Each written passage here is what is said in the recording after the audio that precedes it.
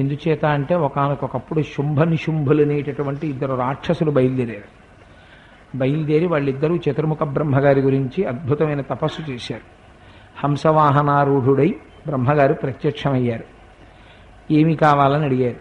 రాక్షసులందరూ ఏది అడుగుతారో అదే అడిగారు వాళ్ళు కూడా. అయా మేము చచ్చిపోకూడదు అంటే బ్రహ్మగారు అన్నారు, జాతస్య హి ధ్రువో మృత్యు ధ్రువం జన్మమృతస్య చ. పుట్టినవాడు చచ్చిపోక తప్పదు, చచ్చిపోయినవాడు మళ్ళీ పుట్టక తప్పదు. అందుకని ఇంకొక మాట ఏదైనా అడుగు, పంచభూతములలోంచి వచ్చినటువంటి శరీరము మళ్ళీ పంచభూతములలోకి వెళ్ళిపోవలసింది.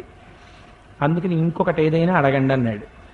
అంటే వాళ్ళన్నారు, మేము దేవతల్ని జయించాలి, దానితో పాటుగా ఈ చరాచర ప్రపంచంలో ఉండేటటువంటి ఏ జాతి వలనైనా సరే, పక్షులవచ్చు, మృగాలవచ్చు, ఏదైనా అవచ్చు, అందులో పురుష జాతి చేత మాత్రము మాకు అపకారము జరగకూడదు. మా ప్రాణములు ఏ జాతిలో ఉన్నటువంటి పురుషులు కూడా తీయడానికి సమర్థులు కాకూడదు. ఎందుకు అలా అడగడం అంటే వాళ్ళకు ఒక అహంకారం. పురుషుడే చెయ్యలేని పని అబల ఒక స్త్రీ చెయ్యగలదా? మగవాళ్లే మమ్మల్ని చంపలేకపోతే ఒక ఆడది ఎక్కడ చంపుతుంది అని ఆడదాని పట్ల చులకన భావన. అందుకని స్త్రీతో మాకేం బెంగలేదు, కానీ పురుషుల వలన మాకు ప్రమాదం రాకుండా వరం ఇమ్మని అడిగారు. తప్పకుండా అలాగే అని బ్రహ్మగారు వెళ్ళిపోయారు. ఇంకేముంది, ఇంకక్కడి నుంచి ప్రారంభం. దేవలోకం మీదకి వెళ్ళారు. వెంటనే ఆ దేవేంద్రుణ్ణి పదవిలోంచి తొలగించారు, అమరావతిని ఆక్రమించారు, సమస్త భోగాల్ని అనుభవిస్తున్నారు. అక్కడ వరకు అయితే కొంతవరకు పర్వాలేదేమో, కానీ వాళ్ళు వెంటనే ఎవరి జోలికి ఎడతారంటే మహర్షుల జోలికి ఎడతారు, మునుల జోలికి ఎడతారు, భగవంతుణ్ణి నమ్ముకున్న వాళ్ళ జోలికి ఎడతారు, వాళ్ళని నానా ఇబ్బందులు పెడతారు. పెడితే అప్పుడు అమ్మవారు ఒక ప్రతిజ్ఞ చేసింది, యదా యదా హి సాధూనాం దుఃఖం భవతి దానవ తదా తేషాం చ రక్షార్థం దేహం సంధారయామ్యహం అంది. ఎప్పుడెప్పుడు నన్నే నమ్మినటువంటి సాధు పురుషుల యందు నువ్వు అనుచితమైనటువంటి రీతిలో ప్రవర్తిస్తావో, వాళ్ళ మనస్సు కష్టపడతావో, ఆనాడు నేను అంతటా ఉన్నటువంటి తల్లిని ఒక రూపాన్ని ధరించి నీ సంహారం చేస్తాను అని ప్రతిజ్ఞ చేసింది రాక్షసుల్ని. అందుచేత ఇప్పుడు వాళ్ళని సంహరించాలి కాబట్టి అమ్మవారు తన శరీరంలోంచి 2 అంశాల్ని ప్రాదుర్భావం చేసింది. ఒకటి కాళిక, ఒకటి దుర్గాస్వరూపం, అదే కౌశికి అంటారు. వీళ్ళిద్దరూ బయలుదేరారు. ఇందులో గమ్మత్తు ఏమిటంటే కాళిక ఆకృతి చూడడానికి కించిత్ భయానకంగా ఉంటుంది. కానీ ఒక్కటి మీరు జ్ఞాపకం పెట్టుకోండి, తెలిసి తెలియక ఒక మాట అంటూ ఉంటారు, అమ్మవారి స్వరూపాల్లో కాళికాదేవిని ఉపాసన చేయకూడదండి అంటారు. లేకపోతే అమ్మవారి స్వరూపాల్లో దుర్గాదేవిని ఉపాసన చెయ్యకండి. మీకు నేను ఒక మాట చెప్తాను. ఇదే చంద్రశేఖర పరమాచార్య స్వామి ఒక చోట ప్రశ్న వేశారు.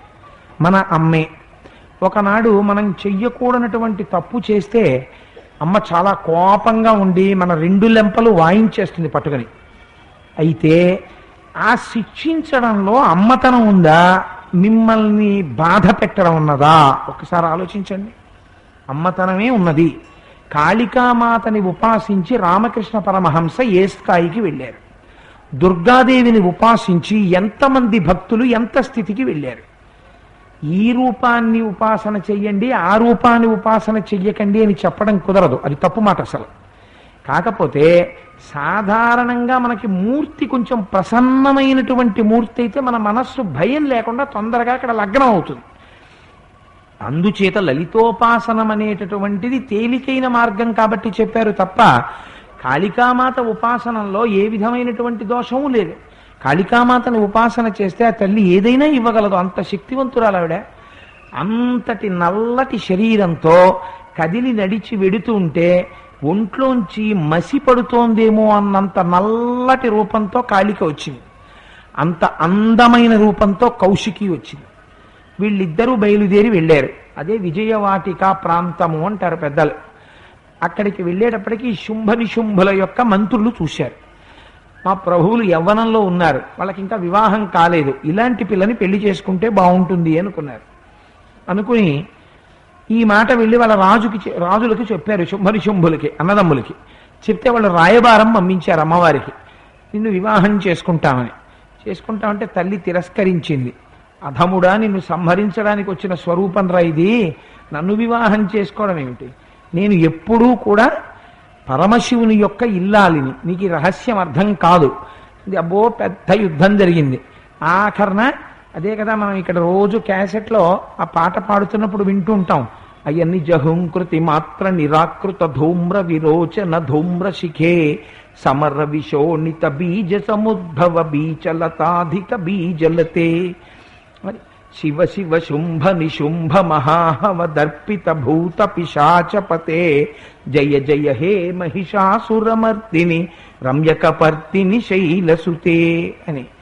అందులో రక్తబీజుని వంటి రాక్షసులు ఉన్నారు. వాణ్ణి ఒక కత్తి పెట్టి పొడిస్తే వాడి రక్తపు చుక్కలు కింద ఎన్ని పెడతాయో అందులోంచి మళ్ళీ అన్ని వేల మంది రాక్షసులు పుడుతుంటారు. ఇప్పుడు చూసింది కౌశికి ఏం చెయ్యాలని. కాళికాదేవిని పిలిచి చెప్పింది, ఈ రక్తం నేల మీద పడితే అందులోంచి పుడుతున్నారు వీళ్ళు, అందుకని నీ నాలుక పెద్ద నాలుక జాపమంది. ఆవిడ నాలుక పెద్ద నాలుక జాపింది. దాని మీద యుద్ధం జరిగింది. వాళ్ళని తెగటార్చింది కౌశికి. వాళ్ళు సంహరింపబడ్డారు. అప్పుడు ఆ రక్తం పడిపోతున్న దాన్నంతటి కాళిక చప్పరించేసింది. ఇది ఎందుకు చేసింది? మనని రక్షించడానికి చేసింది. చిట్ట చివరికి ఆ శుంభనిశుంభులనేటటువంటి రాక్షసులు ఇద్దరూ కూడా ఆ కౌశికి అనబడేటటువంటి స్వరూపం చేతిలో నిహతులయ్యారు. అదే దుర్గాదేవి యొక్క స్వరూపము, దుర్గ యొక్క అంశ అది. అదే దుర్గ యొక్క తేజస్సు. కానీ ఆవిడ అక్కడ ఉన్నటువంటి ఋషులందరూ జయ జయధ్వానం చేసినప్పుడు కనకవర్షాన్ని కురిపించింది. అయితే ఆవిడ కనకదుర్గ అని పేరు పెట్టుకుంది. అమ్మ ముఖం వంక చూడండి, ముఖం అంతా పసుపు రాసేసుకుని ఇంత పెద్ద గుండ్రం కుంకం బొట్టు పెట్టుకుని అమ్మవారు ఎర్రటి పెదిములు ఇలా నవ్వుతూ ఇక్కడి నుంచి ఇక్కడ వరకు ఆ నవ్వు చూసేటప్పటికి అమ్మా ఎంత నవ్వమ్మా, ఎంత కృపమ్మా మా మీద అనిపిస్తుంది. ఇంత నవ్వు నవ్వే ఎర్రటి నోరు, ముక్కులోంచి ఇలా బయటికొచ్చి లోపలికి వెళ్ళిపోతున్నటువంటి ఒక ముత్యం, అమ్మవారి చేతుల నిండా గాజులు, మెడలో వేసుకున్నటువంటి పుష్పహారాలు, అమ్మవారి పాదాలు ఇలా కనపడుతూ ఆ పాదాలకి నమస్కారం చేసుకుని